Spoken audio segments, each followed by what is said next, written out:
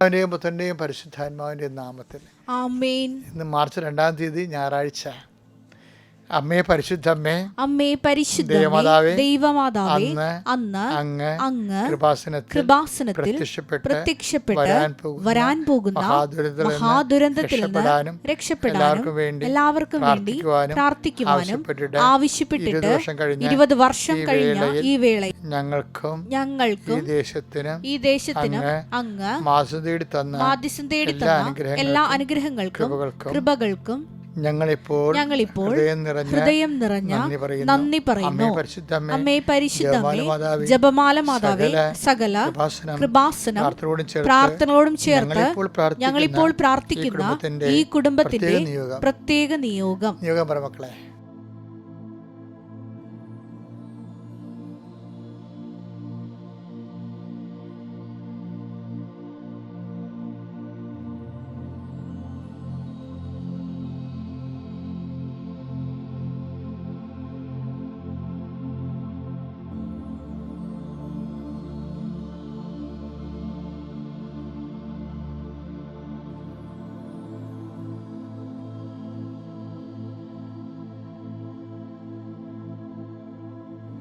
അമ്മയുടെ പ്രത്യക്ഷീകരണത്തിന്റെ ഈ ദ്വാദശക വേളയിൽ ഞങ്ങൾക്ക് സാധിച്ചു തരുവാൻ കനിയണമേ. വിശ്വാസ പ്രമാണം. സർവശക്തനായ പിതാവും ആകാശത്തിന്റെയും ഭൂമിയുടെയും സൃഷ്ടാവുമായ ദൈവത്തിൽ ഞാൻ വിശ്വസിക്കുന്നു. അവിടുത്തെ ഏകപുത്രനും ഞങ്ങളുടെ കർത്താവുമായ ഈശോ മിശിഹായിലും ഞാൻ വിശ്വസിക്കുന്നു. ഈ പുത്രൻ പരിശുദ്ധാത്മാവിനാൽ ഗർഭസ്ഥനായി കന്യകാമറിയത്തിൽ നിന്ന് പിറന്ന് പൊന്തിയോസ് പീലാത്തോസിന്റെ കാലത്ത് പീഡകൾ സഹിച്ച് കുരിശിൽ തറയ്ക്കപ്പെട്ട് മരിച്ച് അടക്കപ്പെട്ട് പാതാളങ്ങളിൽ ഇറങ്ങി മരിച്ചവരുടെ ഇടയിൽ നിന്ന് 3-ാം നാൾ ഉയർത്ത് സ്വർഗത്തിലേക്ക് എഴുന്നള്ളി സർവശക്തിയുള്ള പിതാവായ ദൈവത്തിന്റെ വലതുഭാഗത്തിരിക്കുന്നു. അവിടെ നിന്ന് ജീവിക്കുന്നവരെയും മരിച്ചവരെയും വിധിക്കുവാൻ വരുമെന്നും ഞാൻ വിശ്വസിക്കുന്നു. പരിശുദ്ധാത്മാവിലും ഞാൻ വിശ്വസിക്കുന്നു. വിശുദ്ധ കത്തോലിക്കാ സഭയിലും പുണ്യവാന്മാരുടെ ഐക്യത്തിലും പാപങ്ങളുടെ മോചനത്തിലും ശരീരത്തിന്റെ ഉയർപ്പിലും നിത്യമായ ജീവിതത്തിലും ഞാൻ വിശ്വസിക്കുന്നു. ആമേൻ. സ്വർഗ്ഗസ്ഥനായ ഞങ്ങളുടെ പിതാവേ, അങ്ങയുടെ നാമം പൂജിതമാകണമേ. അങ്ങയുടെ രാജ്യം വരണമേ. അങ്ങയുടെ തിരുമനസ് സ്വർഗത്തിലെ പോലെ ഭൂമിയിലും ആകണമേ. അന്നു വേണ്ടുന്ന ആഹാരം ഇന്ന് ഞങ്ങൾക്ക് തരണമേ.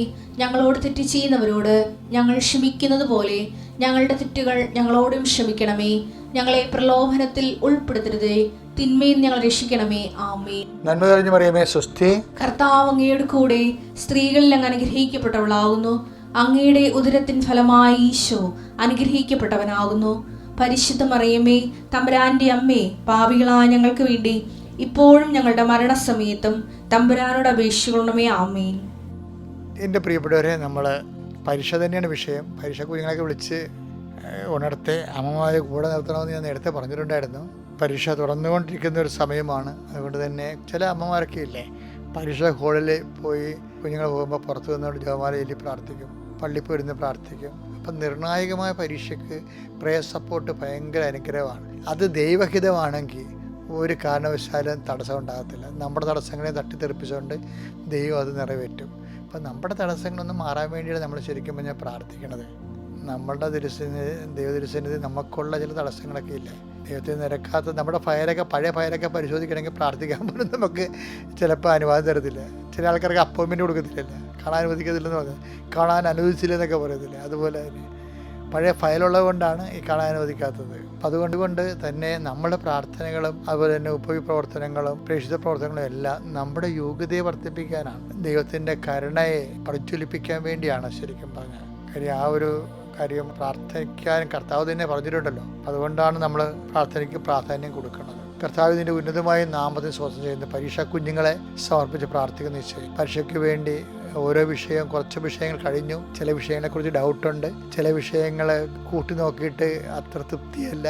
അങ്ങനെ പലതരത്തിലുള്ള വിവിധ വിചാര വിജിംഭൃതരായിട്ടാണ് ആൾക്കാർ കുഞ്ഞുങ്ങളെ ജീവിക്കണത്.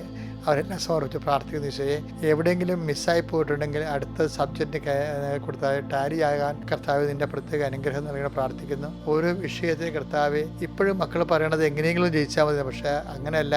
ആ ഉപരി വിദ്യാഭ്യാസം വേണമെങ്കിൽ ഉന്നതമായ വിജയം കൈവരിച്ചില്ലെങ്കിൽ ഒത്തിരിയേറെ കടമ്പകളുണ്ട് കർത്താവ്. അതുകൊണ്ട് അങ്ങനെ ആശ്രയിക്കുന്ന എല്ലാ മക്കളെയും നീ സമൃദ്ധമായി അനുഗ്രഹിക്കണമേ. അവരുടെ കഴിവിനേക്കാൾ ഉപരി കർത്താവ് അങ്ങയുടെ കൃപയാൽ അവർക്ക് ആവശ്യമായ മാർക്ക് നൽകി അവരുടെ ഉപരി വിദ്യാഭ്യാസം ഭാവി സുരക്ഷിതമാക്കാനുള്ള കർത്താവ് ഇടങ്ങൾ നൽകി പ്രാർത്ഥിക്കുന്നു. ഇനി കർത്താവ് ഈ പരീക്ഷ നമ്മുടെ ഇനി കുഞ്ഞുങ്ങളെ എഴുത്തിനിരുത്തണതും അതുപോലെ തന്നെ കുഞ്ഞുങ്ങളെ പ്രവേശനോത്സവത്തിൽ കൊണ്ടുപോകുന്ന അമ്മമാരെ കൊണ്ട്. അപ്പോൾ കുഞ്ഞുങ്ങൾ ഒരു കാരണവശാലും എഴുത്തിന് പോലും ഇരുത്താതെ, എഴുത്ത് പോലും പഠിക്കാത്ത ഭയങ്കര അഗ്രസീവായിട്ടുള്ള കുഞ്ഞുങ്ങളുണ്ട്, അനുസരിക്കാത്ത കുഞ്ഞുങ്ങളുണ്ട്, ഭയങ്കര പിടിവാശിയുള്ള ആ മക്കളെല്ലാം കർത്താവ് നിന്റെ തിരുമുറുവാർന്ന് വലത് കർത്താൽ അങ്ങ് സ്പർശിക്കണമേ.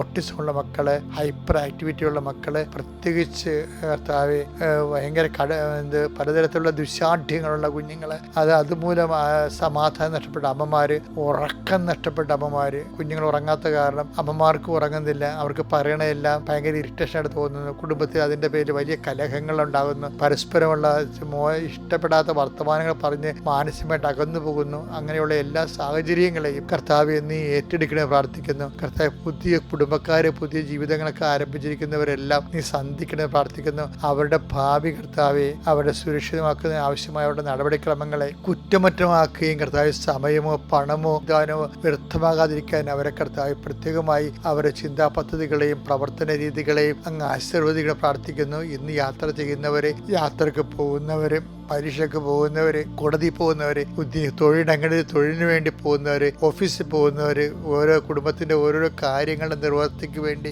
ഓരോരോ സ്ഥലങ്ങളിലേക്ക് വ്യക്തികളെ കാണാൻ പോകുന്നവര്, കേൾക്കാൻ പോകുന്നവര്, എന്റെ കർത്താവിന്റെ ഉന്നതമായ നാമത്തിൽ സഭയുടെ അധികാരത്തിൽ കൃപാസം അൾത്താറെ ജീവനോടെ പ്രത്യക്ഷപ്പെട്ട പരിശുദ്ധ അമ്മയുടെ മധ്യസ്ഥത്തില് ഞാൻ നിങ്ങളുടെ ഇന്നത്തെ ദിവസത്തെ ആശീർവദിക്കുന്നു. എൻ്റെ പ്രിയപ്പെട്ടവരെ, അടുത്ത തിങ്കളും ബുധനൊക്കെ ആയിട്ട് നമ്മുടെ കേരള സഭ നോൻപിലേക്ക് പ്രവേശിക്കുകയാണ്. നോൻപിലും അതുപോലെ തന്നെ കർശനമായി നോൻപെടുക്കുന്നവരുണ്ട്. അതുപോലെ തന്നെ നോൻപ് ചില സഭകളിൽ അത് കടമായി മാറും. ചില ദിവസങ്ങളിൽ നോൻപ് ചിലപ്പോൾ നോൻപ് ദിവസമായിരിക്കും, അല്ലെങ്കിൽ ദുഃഖ വെള്ളിയാഴ്ചയായിരിക്കും. പിന്നെ കടമുള്ള ദിവസങ്ങളുണ്ട്. ദൈവതിരുസന്നിധിയിൽ നമുക്ക് ഒബ്ലിഗേഷൻ മണ്ടേറ്ററി ആയിട്ട് ചെയ്യേണ്ട കാര്യങ്ങൾ, അപ്പോൾ ചെയ്യാതെ വരുമ്പോൾ അത് കടമായിട്ട് മാറും. പക്ഷേ കടം എന്ന് പറയുമ്പോൾ ശരിക്കും പറഞ്ഞാൽ നമ്മൾ ദൈവത്തിന് കടം തന്നെ രണ്ട് തരമുണ്ട്. നമ്മൾ ദൈവത്തിന് കൊടുക്കാനുള്ളത് കടങ്ങൾ, പിന്നെ ദൈവം നമുക്ക് തരാനുള്ള കടങ്ങളുണ്ട്. നിങ്ങളൊക്കെ ഇതെന്ത് വർത്തമാനമാണ് ഈ പറയണത്? ദൈവം നമുക്ക് കടം തരാറുണ്ടെന്ന് അത് കഴിഞ്ഞാൽ നമ്മൾ ചില കാര്യങ്ങൾക്ക് നമ്മൾ ആത്മാർത്ഥമായിട്ട് ജീവിക്കും. ചില ആൾക്കാരൊക്കെ ഭർത്താവ് ചില പറഞ്ഞില്ലേ, എൻ്റെ അച്ഛാ ഞങ്ങൾക്ക് ഭർത്താവിന് കുഞ്ഞുങ്ങളൊന്നും ഉണ്ടാകത്തില്ല, എനിക്കാണെങ്കിൽ ഒരു കുഞ്ഞിനെ പെറ്റ് വളർത്താനുള്ള ഭയങ്കര കൊതിയാണ്, എനിക്ക് ചില സമയത്ത് ചത്ത് കളയാൻ തോന്നും, എന്നാലും ഞാൻ ഈ മനുഷ്യനെ പിരിയത്തില്ല. എന്താ കാര്യം? ഞാൻ കർത്താവിൻ്റെ അടുത്ത് നിന്ന് വാഗ്ദാനം ചെയ്തതല്ലേ, അപ്പോൾ ഒരു കുഞ്ഞില്ലെന്ന് വിചാരിച്ചുകൊണ്ട് ഞാൻ ഭർത്താവിനെ പിരിയുക. പക്ഷേ എനിക്കാണെങ്കിൽ എപ്പോഴും മറ്റു കുഞ്ഞുങ്ങളെ കാണുമ്പോൾ കെട്ടിത്തൂങ്ങി സങ്കടം വരും. അപ്പോൾ ദൈവത്തിൻ്റെ സന്നിധിയിൽ കൂദാശയുടെ ബലത്തിൽ ഇവരിങ്ങനെ ക്രിസ്തുവിൻ്റെ നാമത്തെ സഹിക്കുകയാണ്. അതാണ് കടം. അപ്പോൾ ദൈവം ഇങ്ങോട്ട് ഒരാളുടെ കടമാണ്. അതായത് നിങ്ങളെപ്പോഴും അപ്പോൾ കടം അതായത് ഈ സാലറി ചാലഞ്ച് എന്നൊക്കെ കേൾക്കത്തില്ലേ, എന്താണ് ബിരിയാണി ചാലഞ്ച് എന്നൊക്കെ പറയത്തില്ലേ, അതുപോലെ ഇതുപോലെ ഒരു നമ്മുടെ ഒരു ചാലഞ്ചായിട്ട് എടുക്കണം ദൈവം നമുക്ക് തരാനുള്ള കടങ്ങൾ. അതെന്ന് വെച്ച് കഴിഞ്ഞാൽ അത് നമ്മുടെ ജീവിതത്തിൻ്റെ ഒരു ചാലഞ്ച്. മുൻപ് കാലത്തും എല്ലാ കാലത്തും നമ്മൾ ഒരു കടക്കാരനായി മാറുന്നതിനേക്കാളുപരി എപ്പോഴും കണക്ക് വെക്കുമ്പോൾ കർത്താവിന് ഇങ്ങോട്ട് തരാനുണ്ടാകണം എന്ന് വെച്ചാൽ അഹങ്കാരം കൊണ്ട് അങ്ങനെ പറയണമല്ല ശരിക്കും പറഞ്ഞാൽ. മറിച്ച് നമ്മൾ സുവിശേഷമായിട്ട് ജീവിക്കുമ്പോൾ നിങ്ങൾ ഓർക്കൽ ദൈവത്തിൻ്റെ ആനുകൂല്യത്തെ പ്രതി നമുക്ക് ഡേ ടു ഡേ കർത്താവ് ക്യാഷ് ക്ലിയറൻസ് നടക്കുന്ന ഒരു കമ്മ്യൂണിക്കേഷൻ, ഒരു ബിസിനസ് റിലേഷൻ അല്ല ദൈവം നമ്മളുമായിട്ടുള്ളത്. അതുകൊണ്ട് തന്നെ കർത്താവ് പലപ്പോഴും നമ്മൾ കുഞ്ഞുനാളും മുതൽ ദൈവം നമ്മൾ നടക്കുന്ന ആളാണ്. പക്ഷേ നമ്മൾ ഒരു 12 വയസ്സിൽ പ്രാർത്ഥിച്ചതാണ്, കർത്താവ് എനിക്കൊരു കുടിയനെ തരരുത് കേട്ടാ, എനിക്ക് ജീവിക്കാൻ പറ്റത്തില്ല എന്ന് നമ്മൾ 12 വയസ്സിൽ പ്രാർത്ഥിച്ചതാണ്. അത് കെട്ടണ വരെ പറഞ്ഞിട്ടുണ്ട്. പക്ഷെ കെട്ടിക്കഴിഞ്ഞപ്പോൾ തന്നിരിക്കണ കുടിയനെയാണ്. അപ്പോൾ ആരാണ്? ദൈവം കടക്കാരനായി. നമുക്ക് അപ്പോൾ ചില ആൾക്കാർക്ക് പരിശുദ്ധാത്മ ഉള്ളവർക്ക് അത് ഭയങ്കര ആഘോഷം എടുക്കും. എന്താണ്? കർത്താവെ കണക്ക് വെച്ചാൽ നീ എനിക്ക് തരാനുള്ളൂ, അങ്ങനെ പറയാനുള്ള ഒരു അവസ്ഥ ഉണ്ടെങ്കിൽ നമ്മൾ രക്ഷപ്പെട്ടു. കാര്യം കർത്താവിന് പറയാൻ കടങ്ങളെ ഈ ആൾ മാനിക്കുന്ന ആളാണ്. അതാണ് പറയണത്. എന്തെങ്കിലും കൂടുതൽ ചിലവാകുകയാണെങ്കിൽ ആ സമരക്കാരുടെ കഥയില്ലേ, സമരക്കാരൻ്റെ കഥയിൽ എന്താ പറയണത്? അയാളെ കൊണ്ട് സത്രത്തിൽ കൊണ്ട് ചികിത്സിച്ച് എന്നിട്ട് സത്രക്കാരനോട് പറയണേ, ഇവനെ ഏറ്റെടുത്തിരിക്കണില്ലേ, എന്തെങ്കിലും നിങ്ങളുടെ കയ്യിൽ നിന്ന് കൂടുതൽ ചിലവാകാൻ സാധ്യതയുണ്ട്.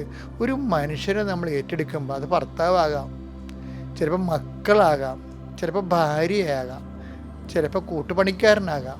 ഒരാളെ ഏറ്റെടുക്കുമ്പോൾ തീർച്ചയായിട്ടും നമ്മൾക്കൊന്ന് കൂടുതൽ ചിലവാകും. കാര്യം എന്താ? നമ്മൾ സ്നേഹിച്ചാൽ അവരതുപോലെ സ്നേഹിക്കണം നിർബന്ധമില്ല. കൂടുതൽ നമ്മുടെ നിന്നാണ് ചിലവാകണത്. ഇപ്പോൾ ചിലർക്ക് അങ്ങോട്ടും ഇങ്ങോട്ടും മിണ്ടാടക്കണത് എന്തുകൊണ്ടാണ്? അതായത് ഞാൻ അവനെ സ്നേഹിക്കണത് അവൻ്റെ കാര്യത്തിലൊക്കെ ഒരു കുഴപ്പമില്ല, അവരുടെ കാര്യം അതൊക്കെ. പക്ഷേ ഇങ്ങോട്ട് അതുപോലെ ഇല്ല. ഇങ്ങോട്ടൊക്കെ കാര്യം പറയുമ്പോൾ കൈ അവരുടെ കുറുങ്ങിപ്പോകും. അപ്പം നമ്മളെ അങ്ങോട്ട് സ്നേഹിക്കുന്ന കാരണം അത് ചിലപ്പോൾ ഇങ്ങോട്ട് തിരിച്ച് കിട്ടത്തില്ല. ചെറിയ മനഃപൂർവ്വം തരത്തില്ല. മുതലെടുപ്പ് പാടി ഉണ്ടാവില്ല. അതൊക്കെ ഉണ്ടാവും, ഭൂമിയിലുള്ളതാണ് ഇതൊക്കെ. അപ്പോൾ ചൊവ്വാഗ്രഹത്തിൽ നിന്ന് വന്നതല്ല, എല്ലാ വീടും ഉള്ളതാണ്. കൂടുതൽ ഒരാളെ കെയർ ചെയ്യുമ്പോൾ കൂടുതൽ ചിലവാകും. ഇപ്പോൾ ഒരു ഓട്ടിസം കുഞ്ഞിനെ വളർത്തുകയെന്ന് വെച്ച് കഴിഞ്ഞാൽ സാധാരണ കുഞ്ഞിനെ വളർത്തുമ്പോൾ നമുക്ക് ഇങ്ങോട്ടാണ് വരുമാനം കിട്ടുന്നത്. വളർത്തി വലുതായിപ്പോൾ ഒന്ന് വരുമാനം കിട്ടിയെങ്കിൽ ഒരു സന്തോഷം ജീവിക്കുമ്പോൾ നമുക്ക് സന്തോഷം ഉണ്ടാകത്തില്ലേ? അതൊരു വരുമാനമല്ലേ? പക്ഷേ ഒരു ഓട്ടിസം കുഞ്ഞിനെ വളർത്തി നോക്കിയേ, എല്ലാവരും അപ്പനും പേർക്കും അമ്മയും പേർക്കും എല്ലാവരും പേർക്കും.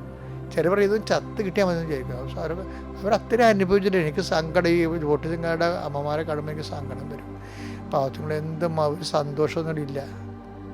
അതിൻ്റെ ഇടയ്ക്ക് വഴക്കാ വീടുണ്ടെങ്കിൽ ഒരു സാന്ത്വനം ഉണ്ടെങ്കിൽ ആ പിള്ളേർ ഉറങ്ങും, അത് ഉറങ്ങത്തുമില്ല.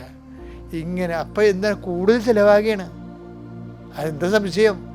കർത്താവ് പറഞ്ഞെങ്കിൽ കൂടുതൽ നിനക്ക് കൂടുതൽ ഇപ്പം ദൈവം തന്നതാണെന്ന് പറഞ്ഞാൽ എല്ലാം ദൈവം തന്നതല്ലേ. അപ്പോൾ ഈ അതിനു വേണ്ടി ഒരാൾക്ക് നല്ല ആരോഗ്യമുള്ള കുഞ്ഞിനെയും കൊടുക്കും, നിനക്ക് ഓട്ടിസം കുഞ്ഞിനെ തരുമ്പോൾ എന്തോ ഒരു ഇംബാലൻസ് ഉണ്ടത്തില്ലേ? അപ്പോൾ ആ ഓട്ടിസം കുഞ്ഞിന് കൂടുതൽ ചിലവാകത്തില്ലേ? ചിലവാകണ ആരാണ്? കൂടുതൽ ചിലവാകണമെങ്കിൽ എന്ത് ചെയ്യും? 10:35 വായിച്ചേ ലൂക്ക. അടുത്ത ദിവസം അവൻ സത്രം സൂക്ഷിപ്പുകാരന്റെ കയ്യിൽ, സത്രം സൂക്ഷിപ്പുകാരനാണ് ഈ കോട്ടയം കുഞ്ഞിന്റെ അമ്മയെന്ന് പറഞ്ഞ സത്രം സൂക്ഷിപ്പുകാരനാണ്, 2 ദനാറ കൊടുത്തിട്ട് പറഞ്ഞു എന്താ? ഇവന്റെ കാര്യം നോക്കിക്കൊള്ളണം. ഈ കഞ്ഞിന്റെ കാര്യം ഓട്ടിസമാണ് കേസ് ചെയ്തത്, അല്ലെങ്കിൽ ഹൈപ്പർ ആക്ടിവിറ്റിയാണ്, അല്ലെങ്കിൽ പ്രായമുള്ള മാതാപിതാക്കൾ, ഭ്രാന്തി പിടിച്ച കുഞ്ഞുങ്ങൾ പ്രായമുള്ളവരായിരിക്കാം. ഇവൻ്റെ കാര്യം നോക്കിക്കൊള്ളണമെന്ന് പറഞ്ഞിരിക്കണത്. അത് നമ്മുടെ ഒരു ചുമതല. അവൻ്റെ കാര്യം നോക്കി ദൈവമാണ് പറഞ്ഞിരിക്കണം, അല്ലാതെ വീട്ടുകാർ പറഞ്ഞിരിക്കണമല്ല, പഞ്ചായത്ത് നിന്ന് പറഞ്ഞിരിക്കണമല്ല. കർത്താവ് പറഞ്ഞിരിക്കണം ഇവൻ്റെ കാര്യം നോക്കിക്കൊള്ളണം, നിന്നെയാണ് ഏൽപ്പിച്ചിരിക്കണം. എന്താണ് കൂടുതലായി എന്തെങ്കിലും ചെലവാകുന്നെങ്കിൽ ചെലവാകുമെന്ന് കർത്താവിനറിയാം. സാധാരണ കുഞ്ഞുങ്ങളെ കൊടുത്തിട്ട് അടിച്ചുപൊളിച്ച് നടക്കുമ്പോൾ ഓട്ടിസം കുഞ്ഞു നടക്കുന്നത് ഇതുപോലെയുള്ള കുടുംബത്തിൽ പരാരാമത്തെ ഉള്ളവരില്ലേ, പ്രായം അപ്പനമ്മയുള്ളവർക്കൊക്കെ അടിച്ചു പൊളിച്ച് നടക്കാൻ പറ്റുമോ? ഒരു കുഞ്ഞ് സ്വന്തം അനിയത്തിനും മനസ്സമ്മതത്തിന് പോലും വരാത്തവർ, പോകാൻ പറ്റാത്തവർ എൻ്റെ മുമ്പിൽ നിന്ന് കരഞ്ഞിട്ടുണ്ട്. വീട്ടിലെ മാതാപിതാക്കന്മാർ നോക്കി തറവാദം പിടി കിടക്കുന്നവരെ നോക്കണ്ടേ? തൂറിമുള്ളിയൊക്കെ കിടക്കോടാ. എന്തൊരവസ്ഥയാണ്. കൂടുതൽ ചിലവാകും. ഒരാളെ കെയർ ചെയ്യുമ്പോൾ കൂടുതൽ ചിലവാകും. അതാ പറയണത്. കൂടുതൽ 2 ദിനാറ കൂടുതൽ പറയണേ. കൂടുതൽ ചിലവാകുകയാണെങ്കിൽ എന്ത് ചെയ്യണം? ഞാൻ തിരിച്ചു വരുമ്പോൾ തന്നുകൊള്ളാം. തിരിച്ചു വരുമെന്ന് ഒരാളെ പറഞ്ഞിട്ടുള്ളൂ.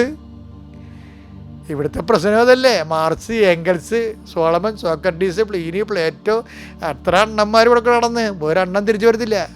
എല്ലാം ചത്ത് മണ്ണോട് പണ്ട് തിരിച്ചു വരുന്ന ഒരാളെ പറഞ്ഞിട്ടുള്ളൂ. എന്തെങ്കിലും കൂടെ ചിലവാകണമെങ്കിൽ എൻ്റെ 2ാമത്തെ വരവിന് ഞാൻ റെക്ടിഫൈ ചെയ്യും. അപ്പോൾ ആരാണ് കടം? അപ്പം കർത്താവിന് കടം കൊടുക്കണ പോലെയാണ് എൻ്റെ മകളെ, എൻ്റെ മകനെ, നീ ഒരു പാരിതോഷിക, ഒരു നന്ദിയില്ലാത്ത ഒരു ജോലി ഏറ്റെടുക്കണത് കർത്താവിന് കടം കൊടുക്കണ പോലെയാണ്. നോമ്പിൻ്റെ കാലത്ത് കർത്താവ് നിന്നെ സഹായിക്കും. ഞാനും കർത്താവിന് തിരിച്ചു വരവ് നോക്കി ജീവിക്കുന്ന ഒരാളാണ്. ചിലപ്പോൾ എന്തെങ്കിലുമൊക്കെ തെറ്റുകൾ സംഭവിക്കും. എന്നാലും ഞാൻ കർത്താവിൻ്റെ തിരിച്ചു വരവെന്ന് പറയുമ്പോൾ ഏത് സമയത്തും വരാമല്ലോ. എപ്പോഴാണ് കർത്താവിനെ കാണാൻ പറ്റുന്ന ഈ ശാരീരിക അവസ്ഥ മാറണത്? അന്ന് കർത്താവിനെ കാണും നമ്മൾ. അപ്പം അതുകൊണ്ട് തിരിച്ചു വരവ് സുനിശ്ചിതമാണ്. എപ്പോൾ സംഭവിക്കുന്ന അറിയുന്നതിൽ മാത്രമേ ഉള്ളൂ. അപ്പോൾ തിരിച്ചു വരുമ്പോൾ എന്താണ് കർത്താവ് ഇങ്ങോട്ട് ഇതിന് തരാനുണ്ടാകണം. ആ രീതിയിൽ വേണം കണക്ക് അവസാനിക്കാൻ. എല്ലാ ദിവസവും കണക്ക് ക്യാരി ഓവർ ചെയ്യുമ്പോൾ ബാലൻസ് നോക്കുമ്പോൾ ഇങ്ങോട്ടേക്ക് കിട്ടാണ്ടാണ് കർത്താവിൽ നിന്ന്. എന്നാൽ തിരിച്ചുവരവ് ആഘോഷിക്കാൻ പറ്റും. ജീവിതം മുഴുവനും കർത്താവിൻ്റെ തിരിച്ചുവരവിൻ്റെ ഒരു ആഘോഷമാണെന്ന് ഓർക്കണേ. Thank you. അത്യപൂർവ ദൈവാനുഭവങ്ങൾ ഇനി നിങ്ങൾക്കും സ്വന്തം. ഈ യൂട്യൂബ് ചാനൽ ഇതുവരെ സബ്സ്ക്രൈബ് ചെയ്തിട്ടില്ലെങ്കിൽ ഇപ്പോൾ തന്നെ സബ്സ്ക്രൈബ് ചെയ്യുക. ഈ വീഡിയോ ഇപ്പോൾ തന്നെ നിങ്ങളുടെ സുഹൃത്തുക്കൾക്ക് ഷെയർ ചെയ്തുകൊണ്ട് കർത്താവിൻ്റെ പ്രേക്ഷിതരാകുക.